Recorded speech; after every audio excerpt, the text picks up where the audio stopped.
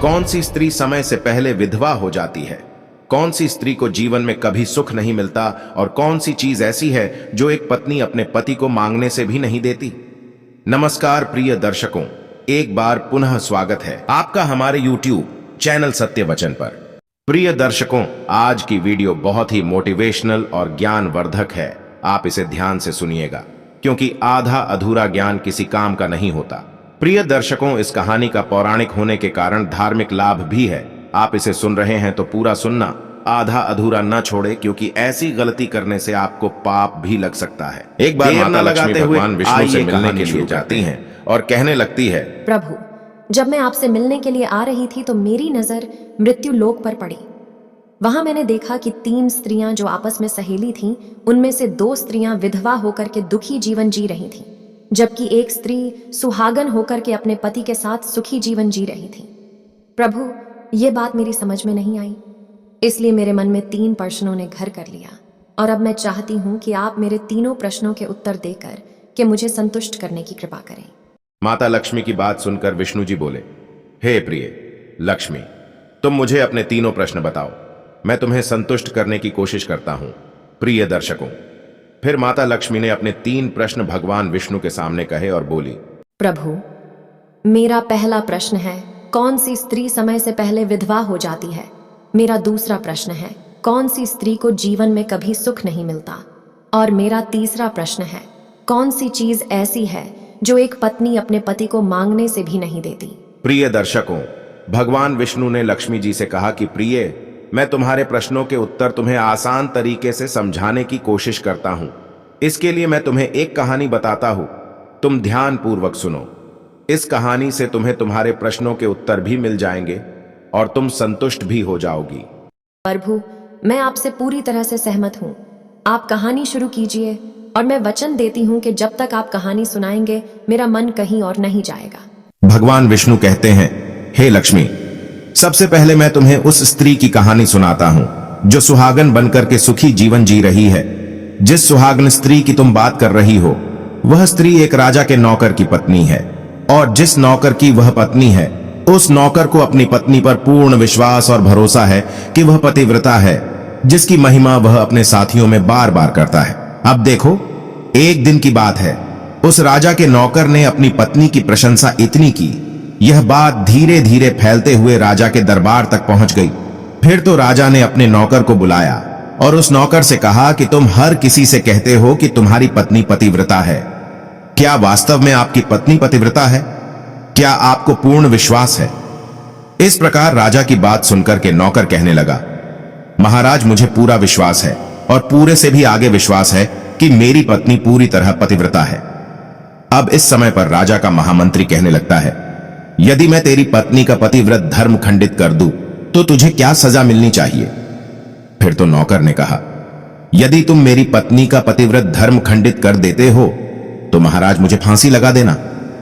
अब उधर वह राजा का नौकर भी मंत्री से कहता है, यदि महाराज यह मेरी पत्नी का पत्नी व्रत धर्म खंडित नहीं कर पाए तो इनको सजा क्या मिलनी चाहिए? तो राजा ने कहा कि मंत्री को भी फांसी की सजा दी जाएगी।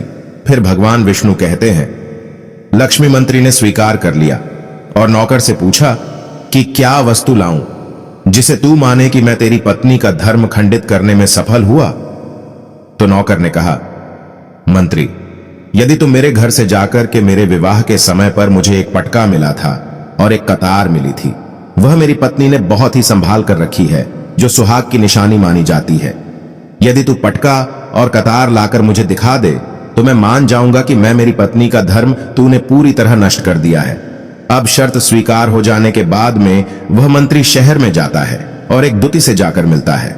वह दुती हमेशा एक दूसरे से भिड़ने का काम करती थी, और जो काम कोई नहीं कर पाता वह काम करने में वह सक्षम थी। फिर इस प्रकार उस मंत्री ने उस दुती को अपने स्वार्थ के लिए बुलाया और द्वितीय से कहा कि देखो, इस नाम का एक व्यक्ति है, एक व्यक्ति, उससे मेरी शर्त लगी है। और फिर उसने उसे शर्त के बारे में उसको सारा कुछ बता दिया। फिर वह दुती से कहने लगा, तू कैसे भी करके उस स्त्री से मेरा संपर्क करवा दे, तुझे जितना धन चाहिए मैं उतना धन दूंगा। इस प्रकार मंत्री की बात सुनकर के दुती कहने लगी, भाई, तू उस औरत के बारे में बात मत कर, वह औरत पूरी तरह से पतिव्रता है, तेरी ओर थूकेगी भी नहीं। तेरी शक्ल भी नहीं देखेगी और उनके परिवार के व्यक्ति खूंखार है, तेरी खाल उतार लेंगे। तो मंत्री कहने लगा, ठीक है, यदि तू मेरा उससे संपर्क नहीं करवा सकती है तो एक काम कर दे, उसके घर जाकर के पटका और कतार चुरा कर ला दे, और उसकी पत्नी के गुप्तांग के पास में यदि कोई चिन्ह हो तो वह चिन्ह भी मुझे देख करके बता दे, फिर मैं तुझे मुंह मांगा इनाम दूंगा। यह बात दूती की समझ में आ गई और उसने कहा, ठीक है, मैं तुम्हारा काम अवश्य करूंगी। नौकर शहर में रहता था। दूती नौकर के घर जाती है, उसकी पत्नी से जाकर बोलता है, बेटी, मैं तेरी पति की बुआ हूं, मैं कई वर्षों के बाद आई। फिर उस स्त्री ने कहा, मैंने आपको पहले कभी देखा नहीं, इसलिए पहचान नहीं पाई। और इस प्रकार उस दूती को उस नौकर की पतिव्रता स्त्री ने बहुत बड़ा सम्मान दिया, मगर उसे क्या मालूम था कि यह उसके साथ में छल करने आई है। अब भगवान विष्णु कहते हैं, लक्ष्मी इस प्रकार वह दूती उस पतिव्रता स्त्री के साथ में 2 दिन तक रुकी। जिस समय वह स्त्री स्नान करने लगी तो दूती उठ करके उस पतिव्रता के कमर रगड़ने लगी।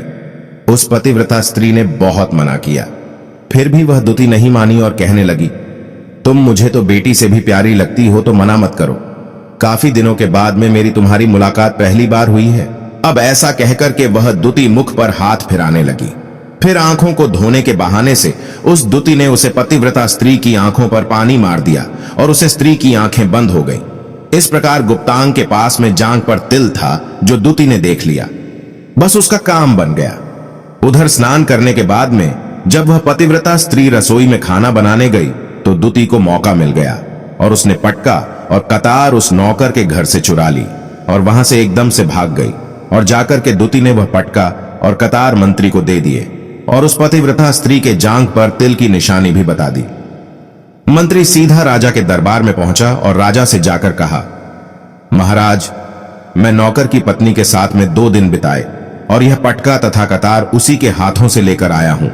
फिर तो राजा ने दरबार लगाया और नौकर को बुलाया तथा महामंत्री से सभा में पटका और कतार नौकर को दिखाने के लिए कहा। फिर राजा की आज्ञा पाकर के मंत्री ने उस नौकर को पटका और कतार दिखाई और उसकी पत्नी की जांघ पर तिल भी बताया तो नौकर मान गया कि वास्तव में आज मेरी पत्नी ने अपना पतिव्रत धर्म पूरी तरह से भंग करवा लिया। भगवान विष्णु कहते हैं, लक्ष्मी, फिर तो राजा ने फांसी का दिन 15 दिन के बाद में रख दिया और कहा कि नौकर को 15 दिन के बाद में फांसी पर चढ़ाया जाएगा। और इस प्रकार से नौकर से उसकी अंतिम इच्छा पूछी तो नौकर ने कहा कि मैं अपनी पत्नी से अंतिम बार मिलना चाहता हूं। इस प्रकार राजा ने उस नौकर को आज्ञा दी कि ठीक है, तुम अपनी पत्नी से मिल सकते हो। फिर नौकर अपने घर गया और अपनी पत्नी से कहा कि आप मेरे साथ में बहुत बड़ा विश्वासघात किया। मैंने आपके विश्वास पर मंत्री से ऐसी शर्त लगाई थी कि राजा के दरबार में राजा के सामने मैंने कहा था कि मेरी पत्नी का पतिव्रत धर्म कोई नष्ट कर दे तो मुझे फांसी लगा देना। अब मुझे 15 दिन के बाद में फांसी लगा दी जाएगी। मेरे साथ विश्वासघात करके तुमने ठीक नहीं किया। उसे पतिव्रता स्त्री ने अपने पति को सारी बात बताई, मगर उस विश्वास नहीं हुआ और फिर नौकर राजा के दरबार में पहुंचा तो राजा फिर उसे कैद में डलवा दिया गया। अब उधर नौकर की पतिव्रता धर्म पत्नी ने परमात्मा को याद किया और अपना भेष बदल करके राजा के दरबार में गई और राजा से नाच दिखाने की आज्ञा मांगने लगी, क्योंकि वह स्त्री बहुत ही सुंदर थी और उधर राजा शौकीन होते हैं। इसलिए राजा ने आज्ञा दे दी कि सभी मंत्री आदि उपस्थित होकर के इस सुंदरी का नाच करवाने की पूरी व्यवस्था करी। भगवान विष्णु कहते हैं, लक्ष्मी, फिर तो सब मंत्री महामंत्री राजा आदि दरबार में उपस्थित हुए और फिर उस नौकर की धर्म पत्नी ने जब नाचना शुरू किया तो राजा को उस स्त्री का नाच बहुत ही सुंदर लगा। और फिर राजा ने कहा, तुम मुझसे क्या मांगना चाहती हो? तुम जो भी मांग मांगोगी मैं तुम्हें वही दूंगा। फिर उस नौकर की पतिव्रता स्त्री ने कहा, महाराज, आपकी सभा में मेरा चोर है जिसने मेरे रुपए लिए थे मगर आज तक वापस नहीं दिए, उसे फांसी की सजा दे दीजिए। अब राजा ने कहा, ठीक है, बताओ मेरे दरबार में तुम्हारा चोर कौन है, उसका नाम क्या है, मैं उसको फांसी की सजा अवश्य दूंगा। भगवान विष्णु कहते हैं, फिर उस नौकर की पतिव्रता स्त्री ने कहा, महाराज, आपका मंत्री मेरा चोर है, आप इनको फांसी की सजा अवश्य दें। अब उधर जैसे ही मंत्री ने सुना कि यह सुंदरी मुझे अपना चोर बता रही है तो मंत्री कहने लगा, महाराज, मैं कसम खाकर कहता हूं कि मैं इसका कभी कुछ नहीं चुराया है, मैंने इसे आज तक कभी देखा ही नहीं है, तो मैं चोरी कैसे कर सकता हूं? मैं आज तक इसकी शक्ल ही नहीं देखी है। अब भगवान विष्णु कहते हैं, लक्ष्मी, जैसे ही मंत्री ने कहा कि मैं सुंदरी की आज तक शक्ल ही नहीं देखी है, तो वह सुंदरी कहने लगी, महाराज यह मंत्री मुझे जानता नहीं है, तो आप इससे यह पूछो यह पटका और कतार कहां से लाया था। मैं उस नौकर की पत्नी हूं जो आपके यहां पर नौकरी करता है और आप मेरे निर्दोष पति को फांसी चढ़ने वाले हैं। अब मैं आपको पूरी दस्त सुनती हूं। यह जो आपका मंत्री है, इसने मेरे पास में अपनी एक दूती को भेज करके मेरी जांघ के दिल का पता लगाया और उसी ने यह पटका और कतार चुरा करके इसको ला करके दी और आपके मंत्री के द्वारा भेजी गई। दूती जब मेरे घर पर आई थी तो उसने मुझसे कहा था कि वह मेरे पति की बुआ है और वह पहली बार आई है, इसीलिए मैं उसको पहचान नहीं सकी। और महाराज, जिस प्रकार मैंने उस स्त्री को अपने यहां पर बहुत बड़ा सम्मान दिया और अपने घर पर उसके ठहरने की व्यवस्था की, और इस प्रकार उस नौकर की पतिव्रता स्त्री की बात को सुनकर के राजा ने दूती को बुलाया। फिर उस दूती ने राजा को सारी सच्चाई बता दी, जिससे राजा ने उस नौकर को रिहा कर दिया और मंत्री को फांसी पर चढ़ा दिया। भगवान विष्णु कहते हैं, लक्ष्मी, इस प्रकार उस नौकर की पतिव्रता स्त्री ने अंत में राजा से कहा, महाराज, मैं अपने पति से बहुत प्यार करती हूं। मैं एक चरित्रवान स्त्री हूं। कभी भी मैं अपने पति का नाम तक अपने मुंह से नहीं लेती। भगवान विष्णु कहते हैं, लक्ष्मी, मेरी कहानी पूरी होती है। अब तुम अपने तीनों प्रश्नों के उत्तर सुनो। तुम्हारा पहला प्रश्न था, कौन सी स्त्री समय से पहले विधवा हो जाती है? तो जो स्त्रियां अपने पति का नाम लेती हैं, वह समय से पहले विधवा हो जाती है, क्योंकि पति का नाम लेने से पति की उम्र कम हो जाती है और समय से पहले ही उनके पति की मृत्यु हो जाती है। ऐसी स्त्रियां जो पति का नाम लेती हैं, समय से पहले ही विधवा होकर के एक दुखी जीवन जीती है। बस यही राज की बात है कि तुम जिन 3 सहेलियों की बातें कर रही थी, उनमें से 2 विधवा थीं और एक यह नौकर की पत्नी थी जो पतिव्रता स्त्री थी। यह पतिव्रता स्त्री कभी भी अपने पति का नाम मुंह से नहीं लेती थी, और उधर वह 2 स्त्रियों जो विधवा होकर जीवन दुखी होकर जी रही है, वह हमेशा अपने पति का नाम लेकर ही बुलाती थी, जिसकी वजह से उनके पति की उम्र कम हुई और फिर वह दोनों स्त्रियां समय से पहले ही विधवा हो गई और आज वह दुखी जीवन जी रही है। इसलिए कभी भी स्त्रियों को अपने पति का नाम अपने मुंह से नहीं लेना चाहिए। अब तुम्हारा दूसरा प्रश्न था, कौन सी स्त्री को जीवन में कभी सुख नहीं मिलता है?